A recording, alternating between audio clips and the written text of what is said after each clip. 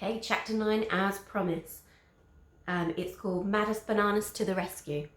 It was a great race. The Reds held the lead right from the start, but Scorcher, riding for the Greens, was close behind. There just didn't seem to be an opportunity to overtake. The crowds were all shouting on their teams and the noise was like thunder. What with the pounding of hooves and the screeching of racing wheels. Talk about excitement! I was leaping about myself, screaming so loudly I'm surprised my beak didn't fall off. Then, right at the last corner, Scorcher sneaked out to overtake, and the Red, still in front, moved out to stop him getting past. With a sudden burst of speed from his frothing, slick with sweat horses, Scorcher dived down on the inside.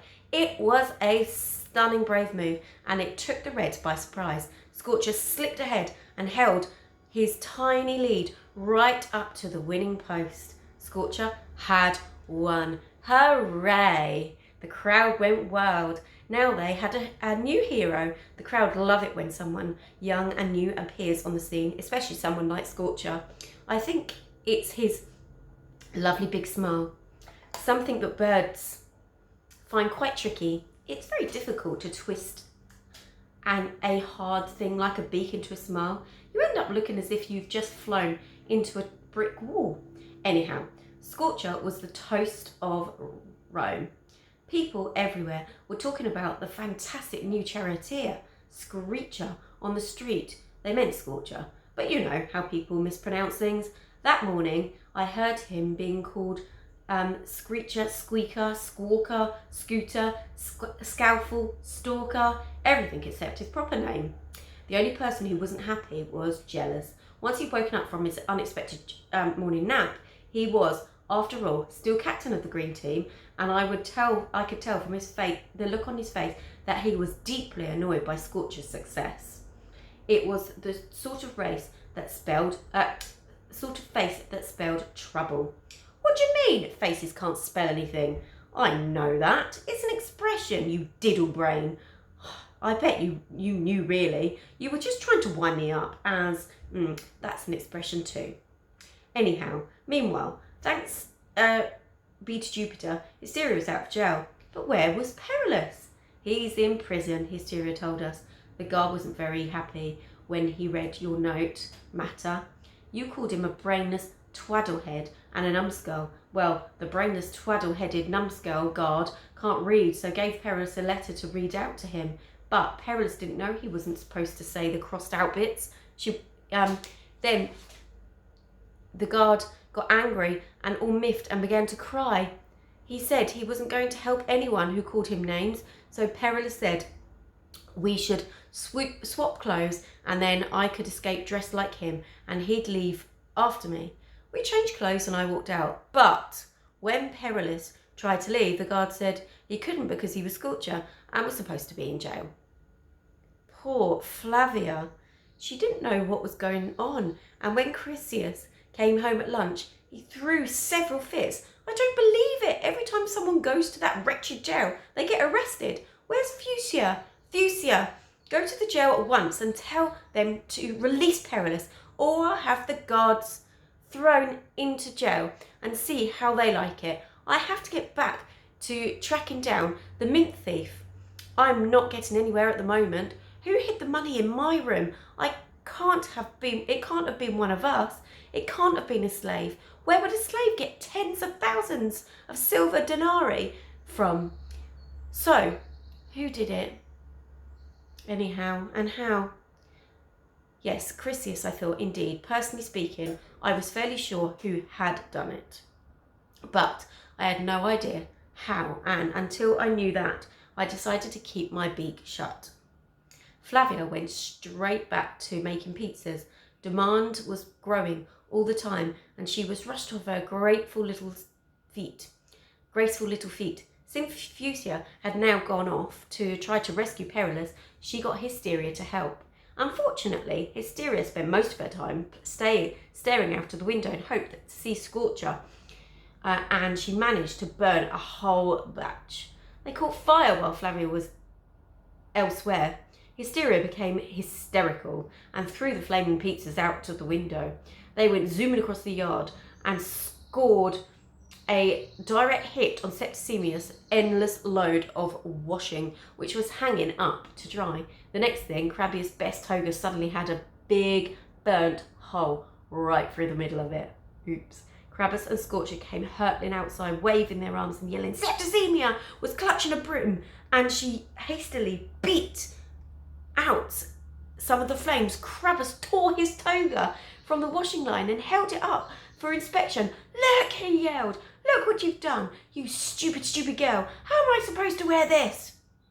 He flung the toga around his shoulders and, as luck would have it, the big burnt hole appeared right over his rather fat and bulgy bottom.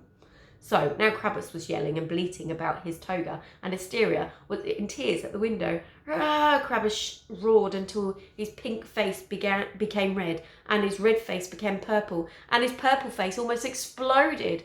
I was getting worried he would catch on fire too, just like the pizzas. I thought that if only I could get Crabbus to stand under Hysteria's window, her cascades of tears would put out the fire. Fortunately, Maddest Bananas had an idea. He came rushing outside carrying what looked like a long hose. It was a long hose. A sudden torrent of water gushed out and hit Crabbus full in the face, splashing past him and soaking Septicemia as well. That shut them both up, but only for a few seconds. Crabbus stood there, dripping wet, mouth open, wearing a toga with a hole over his bottom. Septicemia, speechless with rage, was streaming with water and had wet hair plastered across her face. There was a moment of flabbergasted silence and then, "Ah, what are you doing?" Maddest Bananas grinned. "It works! My new invention works!" "What is it?" I said politely, while Crabbus and Septicemia continued their dance of the glowing ghastlies. "It's my portable fire hose for the home," Maddest Bananas declared proudly. "By Jupiter, I think it's the first time one of my inventions has actually worked. My idea is that every house will have one of these, and if there's a small fire, it can easily put it out without having to call the fire brigade. It's going to make me millions." Crabbus' eyes were popping with anger. "You idiot," he yelled. "We could have drowned." "I was worried," Maddest Bananas explained. "I thought you might have a fit, and the hose was the best way to calm you down." "You should be pleased," I told Crabbus. "Maddest Bananas saved you from having a fit." "Please," roared Crabbus, who was now definitely having a raging fit. "Look at me. Look at my toga. Look at my wife. I shall write to the magistrate about this. Just you wait to see. You'll go to jail for this, both of you." I shook my shaggy feathered head. "Crabbus, my dear man, I think you'll find that ravens cannot be put in prison. Reason why? Ravens are birds, and birds don't go to jail. We fly free. Why, you might ask? Because reason 2, we have wings. Ergo, we can fly and escape through the bars. Reason 3, Roman law only applies to humans. Ergo, no jail for me. Reason 4, the magistrates will no doubt think your noddle, that is to say your head, is missing something, namely a brain, and throw the case out and declare that you're wasting their time. Ergo, as you may remember, is Latin, and it simply means therefore, or it follows that. Aren't you learning a lot? Yeah, you are. Well done. Biscuits all round. Sadly, Crabbus wasn't prepared to learn anything. "Think you're clever, don't you?" he snarled. "Well, there's nothing to stop the magistrate putting her in prison." He pointed to Hysteria. "Setting fire to togas is a punishing offence. So there, you can stick that in your beak." Ha! I didn't like to tell him that we'd only just got Hysteria out of jail. He wasn't supposed to know. Isn't life complicated? Yes, it is. Anyhow, Crabbus went storming off with Septicemia, with his bottom still showing through the hole in the toga.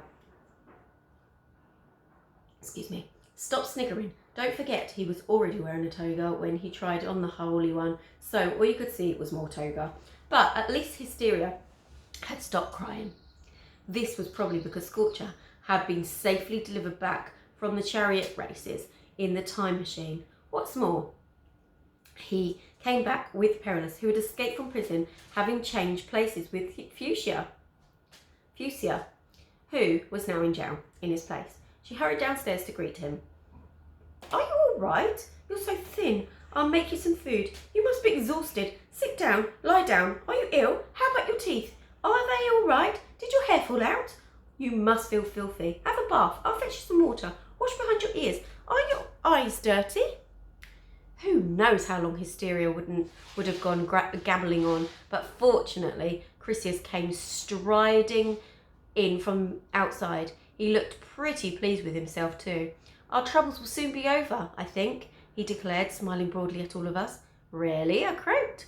I have solved the money problem, but really it is all because of you, Hysteria. Me? She squeaked. But I haven't done anything. Patter, I mean, yes, I have a teeny tiny ipsy wipsy accident with some flaming pizzas, but it really wasn't my fault. And if Septicemia hadn't been stupid enough to hang Krampus's toga on the washing line, then his bottom wouldn't be... Hysteria, be quiet, snapped Chrysius. I haven't got a clue what you're talking about. All you have to do is dress well for this evening and don't let that wretched raven anywhere near your makeup. I have found a husband for you, and he's going to pay oodles of dosh to marry you. Isn't that that fantastic? Hysteria simply gawped at Patter. Wretched raven or not, I wanted to know who the lucky man was, so I asked. Chrysius did his expression of a sunbeam again. Why, it's Phoebus Bigus, he said, and Hysteria promptly fainted. Nice one, Perillus said admiringly. Well, at least Hysteria didn't burst into tears. Give her a biscuit. Grok. Okay, that's the end of that chapter. We're getting there. We're so close to the end now. Hopefully we'll finish it by the end of the week, if not the beginning of next week. Okay, see you again tomorrow with another chapter.